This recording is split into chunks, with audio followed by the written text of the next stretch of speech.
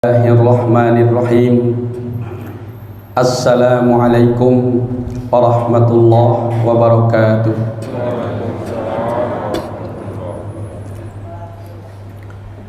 Alhamdulillahi rabbil alamin, alladzi khalaqal mauta wal hayata liyabluwakum ayyukum ahsanu amala wa huwal azizul ghafur. Ashhadu an la ilaha illallah wa ashhadu anna Muhammadan abduhu wa rasuluhu la nabiyya ba'da. Allahumma salli wa sallim ala nabiyyina Muhammadin wa ala alihi wa ashabihi ajma'in. La haula wa la quwata illa billah. Amma ba'du, wa qala Allah fi kitabil karim, a'udzu billahi minasy syaithanir rajim. Ya ayyuhalladzina amanu taqullaha wal tandur nafsum ma qaddamat lighad wattaqullaha innallaha khabirum bima ta'malun. Shadaqallahu adzim. Jamaah yang dirahmati Allah Subhanahu wa taala, pada hari ini, pagi ini, Allah telah membangunkan kita semua. Allah telah menggerakkan hati dan pikiran kita, dan kemudian Allah ringankan diri kita, Pak, untuk memenuhi panggilan Allah, memenuhi kewajiban kita sebagai hamba manusia, yaitu melaksanakan ibadah kepada Allah Ta'ala, Rabbnya. Kita hidup semata-mata hanya untuk beribadah kepada Allah. Maka dari itu, ketika kita tuh mampu bangun pagi subuh seperti ini, jemaah sekalian berbahagia, dan kemudian kita ikuti majelis taklim atau majelis ilmu, Masya Allah, kemuliaan itu sudah dapat kita dapatkan yang luar biasa. Mudah-mudahan Allah selalu membimbing hati kita di jalan yang lurus, ihdinas siratal mustaqim, menjadi hamba-hamba yang selalu bersyukur atas nikmat-nikmatnya, dan itulah insya Allah kemudian orang-orang yang selamat dunia wal akhirat insya Allah. Salat salam semoga selalu kita curahkan kepada uswatun hasanah kita, Nabiullah Muhammad sallallahu alaihi wasallam. Jemaah yang dirahmati Allah Subhanahu wa taala, izinkan saya untuk menyampaikan sedikit wasiat, tentu untuk diri saya pribadi terutama, Pak, untuk kita semua orang-orang yang beriman pada Allah. Kenapa harus kita saling berwasiat, Pak? Karena Allah itu berpesan pada kita, nanti di akhirat itu, atau kita ketika memasuki dua pintu, Pak, dua pintu yang namanya pintu surga dan neraka, semua itu bergerombolan, Pak. Wasiqal ladzina kafaru ila jahannam zumara. Orang-orang kafir itu, Pak, itu akan bersama dan bergerombol dengan sesama kaumnya. Begitupun sebaliknya, ma'asyiral muslimin rahimakumullah. Wasiqal ladzina taqaw ila rabbihim jahannam ila jannati zumara. Dan orang-orang yang beriman, yang taat pada Tuhannya, ya, yang saleh, yang beriman, insya Allah juga akan bergerombol, berkelompok masuk ke dalam pintu surganya Allah Ta'ala. Mudah-mudahan kita semua amin, Allahumma amin. Jemaah yang dirahmati Allah Subhanahu wa taala, izinkan saya menyampaikan satu hadis Nabi. Pak, Bu, tujuan hidup kita ini apa, Ibu? Pak,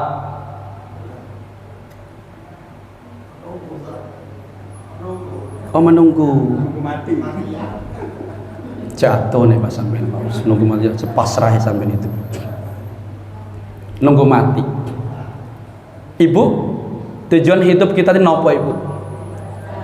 Beribadah. Ibadah itu bukan tujuan, Bu. Ya. Ibadah itu kewajiban, Pak. Wa ma khalaqtul jinna wal insa illa liya'budu. Tidaklah aku ciptakan jin dan manusia, ini kata Allah, kecuali untuk beribadah. Artinya perintah. Maka kalau ada perintah itu berarti kewajiban buat manusia, bukan hamba. Maka ibadah itu bukan tujuan hidup, Pak. Kenapa Allah memerintahkan kita untuk beribadah kepadanya? Ya, Pak. Kenapa Allah memerintahkan kita untuk menjadi orang yang beriman pada Allah, taat, saleh, Pak? Berarti ada tujuan, Pak. Apa tujuan kita jemaah sekalian berbahagia? Bu, beramal mana?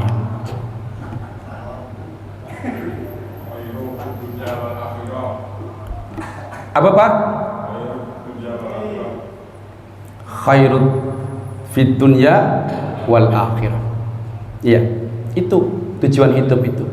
Supaya itu selamat hidup dunia, selamat hidup akhirat. Dan itu kita minta kan? Bukankah kita setiap kali kita tuh minta pada Allah, Pak? Faminan nasi may yaqulu rabbana atina fid dunya wa ma lahu fil akhirati min khalaq. Dari antara ada manusia di antara manusia ini, ma'asyiral muslimin rahimakumullah, yang hanya minta pada Allah, pada Tuhannya itu minta kehidupan dunia itu yang baik dan selamat. Wa ma lahu fil akhirati min khalaq, dan akhirat tidak akan mendapatkan apa-apa di sisi Allah Subhanahu wa taala. Dan sebaliknya, ma'asyiral muslimin, wa minhum may yaqulu rabbana atina fid dunya hasanah. Dan ada di antara kita ini orang-orang manusia yang meminta kepada Tuhannya, beriman, meminta kepada Allah Tuhannya untuk mendapatkan kebaikan hidup dunia, keselamatan hidup dunia, wa fil akhirati hasanah, dan keselamatan hidup akhirat. Gak berhenti situ. Waqina adzabannar, dan jaga dari api neraka. Tadi surat tadi Pak yang kita baca, rakaat pertama, rakaat kedua itu surah nopo Pak? Surat apa tadi Pak? Surat Qaf. Dengan huruf pertamanya Qaf. Itu ada ayat, kalau kita merenungi Pak, ayat demi ayat, Masya Allah, Hanallah, ayat yang mengingatkan kita sebagai umat hamba. Kata Allah dalam sebuah ayat tadi itu, walaqad khalaqnal insana, apa tadi? Walaqad khalaqnal insana wa na'lamu ma tuwaswisu bihi nafsu wa nahnu aqrabu ilaihi min warid. Kami manusia itu menciptakan manusia itu Pak. Apapun yang dibisikkan oleh hati manusia itu, kami tahu, kata Nabi, kata Allah. Wa nahnu aqrabu min ilaihi min warid. Kami itu lebih dekat dari urat darah dan urat kita, tulang dan urat kita, tulang dan darah kita atau daging kita. Allah lebih dekat. Ma yalfidhu min qaulin illa ladayhi raqibun atid. Tidak ada Pak, setiap sekecil apapun perbuatan manusia kita ini Pak, Bu, yang terlepas begitu saja, pasti ada pengawasnya, ada kamera CCTV, raqib dan atid. Wajaat sakratul maut. Ketika sakratul maut sudah datang pada diri manusia, disitulah saatnya yang paling genting buat manusia. Dan saat itu sudah tidak ada lagi penyesalan, tidak ada lagi ya. Oleh karena demikian, ma'asyiral muslimin, ada sebuah hadis Rasulullah mengingatkan kepada kita bahwa manusia itu ada 3 hal yang menyelamatkan kita dari azab Allah. Ada 3 hal Pak yang menyelamatkan kita dari azab Allah, kata Nabi sallallahu alaihi wasallam. Yang pertama, kata Nabi, khasyatillah fis sirri wal alaniyah. Orang yang takut Pak, takut dengan Allah, takut dengan zat Allah, Tuhan yang luar biasa, yang maha segalanya Pak. Fis sirri wal alaniyah, baik dalam keadaan tersembunyi Pak. Tidak ada orang yang mengetahui kita Pak. Di balik gunung sekalipun, di dalam gua yang tersembunyi sekalipun Pak, ya, takut dengan Tuhannya. Dia bisa berbuat apa saja di dalam gua itu yang tersembunyi Pak. Tapi karena takutnya kepada Allah, dia mampu menjaga amanah-amanah Allah Ta'ala dan tidak mau melanggar aturan Allah Ta'ala. Fisiri wal alani, apalagi diawasi Pak. Ada kamera CCTV, ada orang yang mengawasi, yang mengetahuinya. Ma'asyiral muslimin rahimakumullah. Maka Ali bin Abi Thalib pernah berkata, menguraikan orang yang bertakwa itu cirinya itu ada 4 Pak. Salah satu, kata Ali bin Abi Thalib, orang yang bertakwa itu kalau ada dalam dirinya itu ketakwaan, maka ada salah satu ciri di antara dalam dirinya itu Pak. Apa itu ma'asyiral muslimin? Ali bin Abi Thalib mengatakan al-khauf minal jalil, yaitu orang yang merasa takut terhadap zat yang sangat besar, zat yang maha tinggi, yang maha segalanya, yaitu Allah Subhanahu wa ta'ala. Jemaah dirahmati Allah Subhanahu wa taala. Kadang kita itu maaf Pak. Maaf loh Pak. Maaf Bu.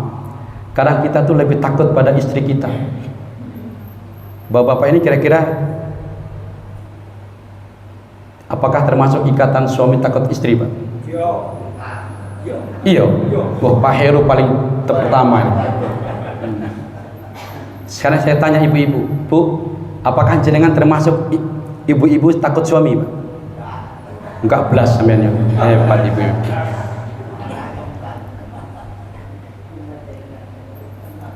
Kadang kita tuh lebih takut pada suami kita. Kadang kita lebih takut dengan istri kita. Kan Pak? Tapi kenapa kadang kita kadang jarang, bahkan sering kita nggak takut dengan Allah Subhanahu wa taala, Pak? Benar. Benar. Kadang kita lebih takut dengan pimpinan atasan kita, Pak. Datang terlambat takut dimarahi pimpinan. Betul, Bu? Yang nggak takut berarti ya bandel. Kebacut ya, digaji terlambat, diseneni terlambat. Takut Pak dengan atasan kita, terlambat takut. Gak dikasih duit, nggak bapak itu. Bu, jangan nggak takut sama suami sampean, bahaya loh sampean Bu. Dan sampean nggak takut, gak dikasih sampean. Ngomel, malah sama sing takut malahan. Jemaah dirahmati Allah Subhanahu wa taala. Lantas apa korelasinya orang yang takut dengan Allah Subhanahu wa taala kemudian dia selamat? Sederhana, Pak. Coba saya sebagai bawahan, Bu, Pak, diperintahkan oleh atasan saya, Mas, Pak, kerja yang bagus. Datang jangan terlambat.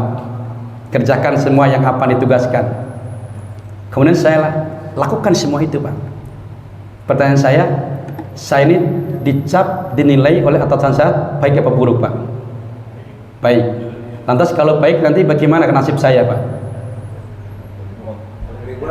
Oleh reward. Bahagia kan, Pak? Selamat kan, Pak? Itu. Sebaliknya, Pak, saya sebagai karyawan, anak buah, diperintahkan oleh atasan, Pak. Tapi saya balelo dalam hal tertentu, Pak.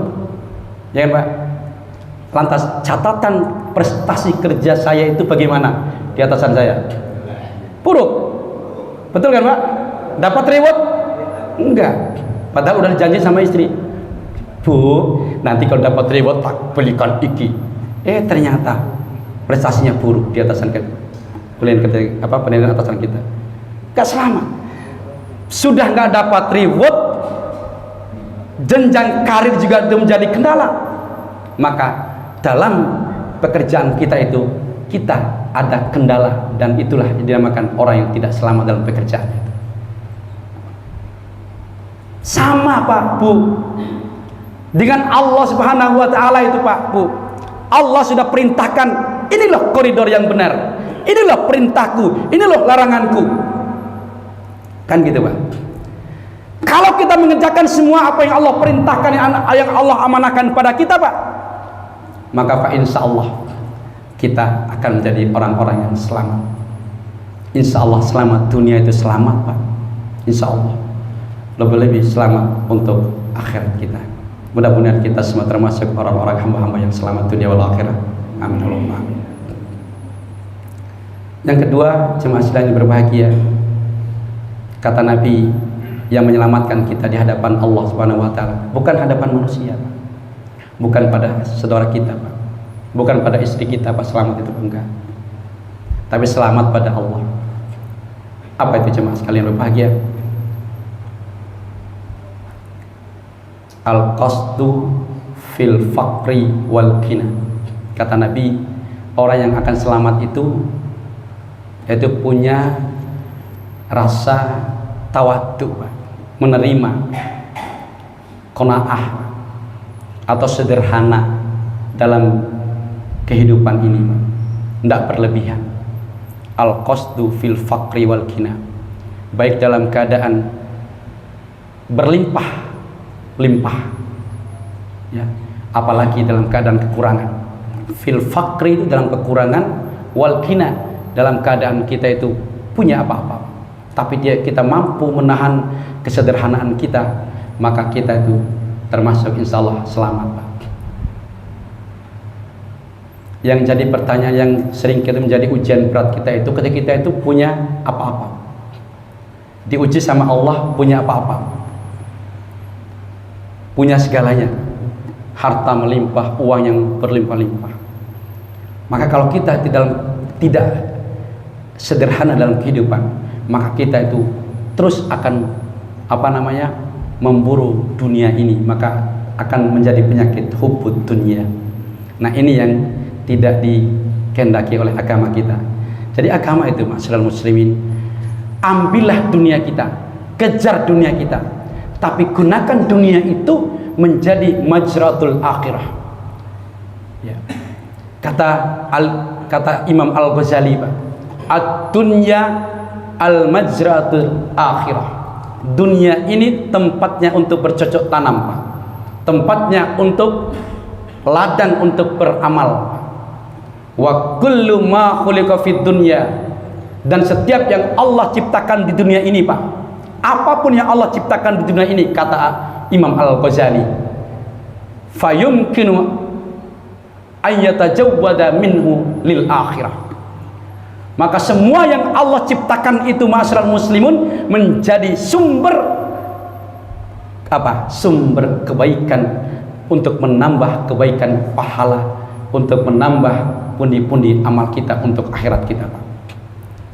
Apapun, Pak, semut yang kecil, Pak, kita menemukan semut yang kecil yang kelaparan, itu saja bisa menjadi sumber pahala, bahkan bisa menjadi jalan masuk surga kita, Pak.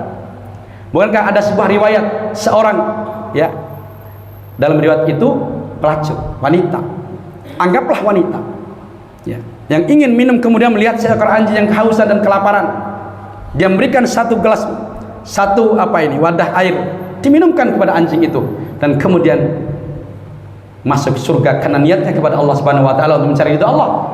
Sekali lagi, berangkat dari niat, Pak. Surga, Pak. Dengan seekor binatang saja kita bisa mengantarkan kita kepada surga, apalagi kita berbuat yang jauh lebih besar kepada manusia. Ma'asyiral muslimin rahimakumullah. Maka setiap yang Allah ciptakan di dunia ini, Pak, mimbar ini, Pak, karpet ini, Pak, sumber ladang kebaikan bagi hamba sebagai manusia, orang-orang yang beriman kepada Allah Subhanahu wa taala. Dan yang ketiga, kata Nabi, ma'asyiral muslimin rahimakumullah, al-adlu fir ridha wal qada. Orang-orang yang mampu menjaga sikap adil, Pak. Adil baik dalam keadaan senang, suka pada orang lain atau pada sesuatu hal, lebih-lebih ketika kita benci pada seseorang, pada orang lain atau sesuatu hal, kita mampu menjaga sikap adil, maka itu juga menjadi bagian dari keselamatan hidup kita dunia dan akhirat di hadapan Allah Ta'ala. Jamaah sekalian berbahagia, ibu-ibu, saya mau tanya pada penjenengan, kira-kira bapak-bapak ini kalau ditawari menikah lagi, kira-kira itu mau enggak kira-kira bapak-bapak? Loh, ibu-ibu lo jujur lo, ditawari mau apa enggak nikah lagi? Pak, saya tanya, Pak, jenengan kalau ditawari lagi nikah lagi, Pak, 2, 3 atau 4, sampai yang jujur paling dalam, mau enggak kira-kira penjama? Mau kok, Pak. Nggak mau nolak, jujur. Nalurinya laki-laki bapak-bapak itu, Pak, mau. Jenengan tanya saya, Ustadz, apa sampean mau nikah lagi? Pasti saya jawab, nggak mau, Bu. Nggak mau nolak maksudnya. Tapi ada persoalan yang lebih penting dari itu, dari pertimbangannya, Pak. Apa, Ibu? Al-adlu, kemampuan, Pak, bersikap adil itu syaratnya. Maka kalau tidak mampu bersikap adil, maka kata Allah, apa, cukup satu saja, adil. Terutama, Pak, di saat kita benci dengan seseorang. Saya sebagai atasan, Pak, tidak suka dengan karyawan saya, Pak, masih gak suka saya. Kalau saya mampu menjaga sikap adil saya terhadap karyawan yang saya benci itu, Pak, Dia waktunya naik pangkat, berikan pangkatnya. Di waktu dia prestasi kerjanya bagus, kita angkat. Maka saya termasuk orang-orang yang selamat dalam jabatan saya. Namun sebaliknya Pak, di saat saya benci dengan seseorang, anak buah saya, dan saya kemudian karena kebencian saya terhadap dirinya, saya mendoliminya. Dan cara apa? Dia prestasi bagus, tapi saya nggak naikkan pangkatnya. Maka itu saya sudah menjadi tolim Pak. Betul Bu? Betul ya Pak? Sama Pak dengan anak kita, istri kita Pak. Sama perlakuannya itu. Pernahkah panjenengan mendengar sebuah hadis dan sahih Pak? Banyak orang itu orang yang bertakwa beriman pada Allah Ta'ala Pak, membawa pahala puasa dan zakat, membawa pahala haji Pak. Ya, puasa Ramadan dia tidak pernah tinggalkan Pak, puasa sunnah tidak pernah tinggalkan, qiyamul lail dia terus istiqomah. Tapi kemudian kenapa dijebloskan ke dalam neraka? Lantas apa Pak? Kenapa Pak? Karena ada kedoliman yang pernah diperbuat sesama manusia Pak. Makanya urusan terhadap manusia itu berat Pak. Ketika seorang mayit Pak hendak dikuburkan, dikebumikan Pak, apa yang diminta oleh keluarganya Pak? Pak, Bu, halo, apa yang diminta oleh keluarganya Pak kepada sang si mayit? Yang urusan dengan si mayit Pak, utang, apalagi Pak, janji, dan seterusnya. Dan itu berhubungan dengan manusia Pak. Makanya berhubungan dengan manusia itu berat. Bahkan ada Gus Bahar pernah berkata dalam sebuah ceramahnya, Allah tuh bisa menyelesaikan semuanya Pak, tapi ada satu hal yang kadang ada hal yang tidak Allah berikan, tidak bisa selesaikan Pak, yaitu urusan antara manusia dengan manusia. Betul Pak ya? Itu pahala yang kita dapatkan selama ini, yang kita tabung selama ini Pak, akan menjadi hilang dan sirna manakala kita masih nyantol sebuah persoalan dengan manusia Pak. Oleh karena demikian, sikap adil inilah yang mampu menahan kita ini Pak, untuk mendolimi, untuk tidak mendolimi orang lain. Betul Pak ya? Jamaah ketua takmir terhadap jamaahnya, sebaliknya jamaah terhadap ketua takmir. Mungkin itu jamaah sekalian berbahagia. Kalau saya lama-lama nanti panjenengan ngantuk biasanya sampai jam berapa? Setengah 6. Saya tambah lagi kalau gitu. Jamaah yang dirahmati Allah Subhanahu wa taala, ada beberapa ayat dalam Al-Qur'an Pak yang menggambarkan orang yang takut pada Allah, orang yang sederhana dalam kehidupan, dan kemudian orang yang mampu bersikap adil. Dalam surah An-Naziat 40-41 Bu. A'udzu billahi minasy syaithanir rajim. Wa amma man khafa maqama rabbih wa nahan nafsa 'anil hawa fa innal jannata hiyal ma'wa. An-Naziat 40-41. Wa amma man khafa maqama rabbih, dan di antara kita ini siapa-siapa yang takut Pak, punya rasa takut dengan Allah, dengan Rabb-nya ya, dengan kebesaran Allah Ta'ala. Wa nahan nafsa 'anil hawa, dan dengan takutnya kepada zat Allah, kepada Tuhannya itu mampu mengendalikan hawa nafsunya Pak. Maka kalau sudah mampu mengendalikan hawa nafsu karena takut kita kepada Allah, kata Allah, fa innal jannata hiyal ma'wa, Allah akan hantarkan pada surga tempat makom yang terindah, yang termulia, menjadi dambaan setiap manusia. Baik itu orang muslim pasti Pak, orang beriman pasti, orang kafir loh Pak, orang nggak beriman loh Pak, kepingin masuk surga, dan penyesalan yang luar biasa. Banyak contoh penyesalan dalam Al-Quran yang Allah berikan. Kemudian surah Al-Mulk ayat 12, innal ladzina yakhshawna rabbahum bil ghaibi lahum maghfirah. Sesungguhnya orang yang takut dengan Tuhannya Allah Subhanahu wa taala. Allah gaib Pak, tidak kita lihat, kita tidak pernah ketemu Pak, tapi kita takut Pak, karena keyakinan kita. Walaupun tidak terlihat, yang kita tidak pernah ketemu, kemudian kita takut karena keyakinan kita, keimanan kita, takut. Ya. Udah takut saja Pak. Lahum maghfirah, Allah ampun dia. Wa ajrun kabir, dan Allah berikan pahala kebaikan yang sangat agung, sangat besar. Kemudian orang yang mampu bersikap sederhana, dalam surah Al-Furqan ayat 66 kalau tidak salah. A'udzu billahi minasy syaithanir rajim. Walladzina idza anfaqu lam yusrifu wa lam yaqturu wa kana baina dzalika qawama. Orang yang hendak ingin berinfak, bersedekah, Pak. Ini dalam konteks sedekah ya Bu, memberi ya Bu. Bukankah sedekah itu berbuat baik kan? Tapi Allah itu perintahkan itu sederhana. Bayangkan ya? Kita ingin berbuat baik, sedekah pada orang, membantu orang, tapi tidak boleh berlebihan, sederhana. Tidak boleh berlebihan, dianggap kemudian kita itu menjadi orang yang takabur atau udub ya, ingin dipuji. Tapi juga tidak boleh kikir Pak. Tapi ambil tengah-tengah, wakana baina dzalika qawama, ngambil tengah-tengahnya. Kalau kita dapat rezeki yang banyak, udah keluarkan berapa? 2,5%, mau tambah lagi 5%, boleh. Tapi jangan semuanya. Kenapa jangan semuanya Ibu? Karena ada perintah Allah yang lain pada diri kita Pak. Apa Ibu? Apa Pak? Anak dan keluarga kita. Kita masih punya tanggung jawab pada anak kita, mendidik anak kita, membiayai sekolah anak kita, dan seterusnya. Itu loh agama, Masya Allah ya, Pak. Tapi ada loh Pak, orang yang kemudian dapat uang 100 juta, displot dengan 100 juta, dia nggak punya apa-apa. Itu baik nggak kira-kira Pak? Coba antar sampai kok